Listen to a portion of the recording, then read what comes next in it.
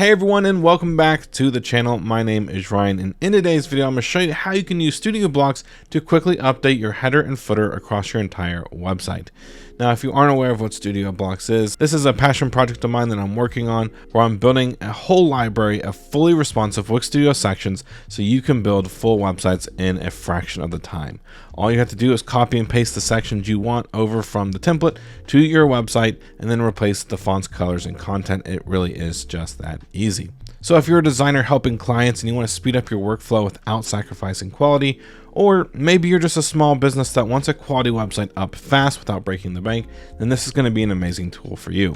And if you're watching this when it first comes out, just want to let you know that the pre-order/pre-sale is currently active. So you can actually save a little money. You can download the early access version, and at launch you get some extra sections. So if you want to learn a little bit more and grab a copy of it for yourself today, the links are going to be in the description below. But back to the video. Here in Wix Studio, I have kind of pulled together some Studio Blocks sections here that look really nice, but you can see I'm still using the default Wix Studio header, and I'm still using the default footer for our website here, and we want to update that, right? So what I'm going to do is switch on over to the Studio Blocks template. Let's find a header that we want to use. Let's just stick with header 1. This looks really clean, and we can copy it. Then we're going to come over to our website here, and we're going to grab the header, and we're just going to press paste, and that's going to put it here underneath the header. Now you're going to notice that it is currently has a blue border on it, and you can see it's pasted underneath the header, and it's blue here. You can see the header is green, and so what we want to do is basically turn this version into this right up here. Okay, the easiest way to do this is let's grab this header here. We're going to say remove from page. Okay, now that there is no header on the page, and this is the top section on our page, we can right click on this, set as global header, and it's going to add it to our global sections area. And for now, I'm just going to go ahead and press enter. Okay, now that this is our header here, I want to right click here and say set as our default header.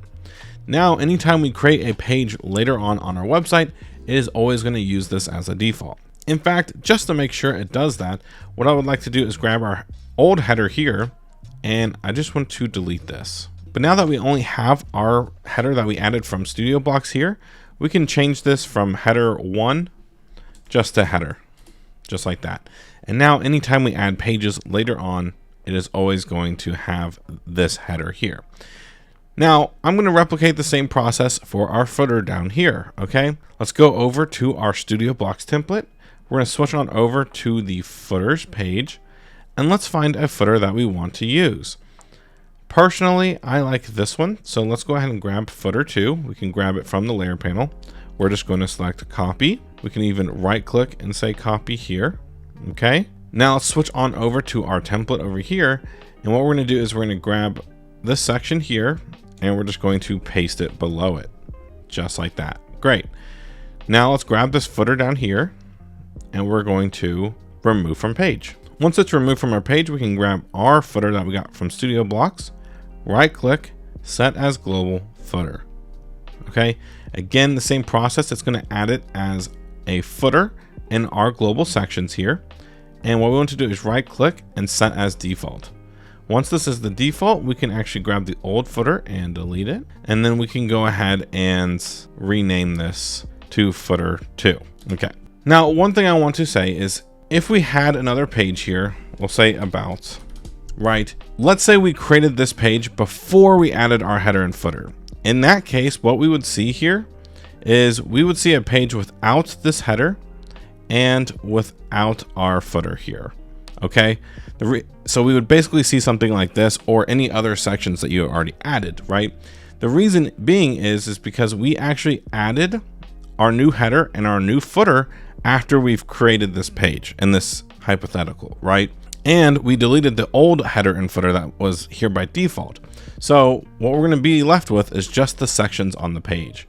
And we may not want that, obviously, right? So in this case, what we want to do is we want to grab our header and footer.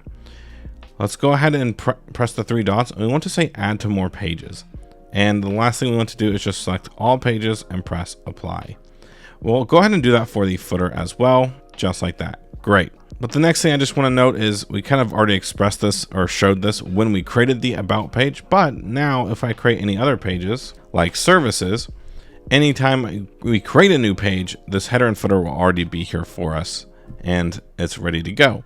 But with the about page, I was just kind of trying to create the hypothetical of when you already have pages on your website, you then need to add your new header and footer to those different pages. But that's going to be how you add Studio Blocks headers and footers to your new website and set them as global sections and apply them to all pages. Again, if you want to check out Studio Blocks, the links are going to be in the description.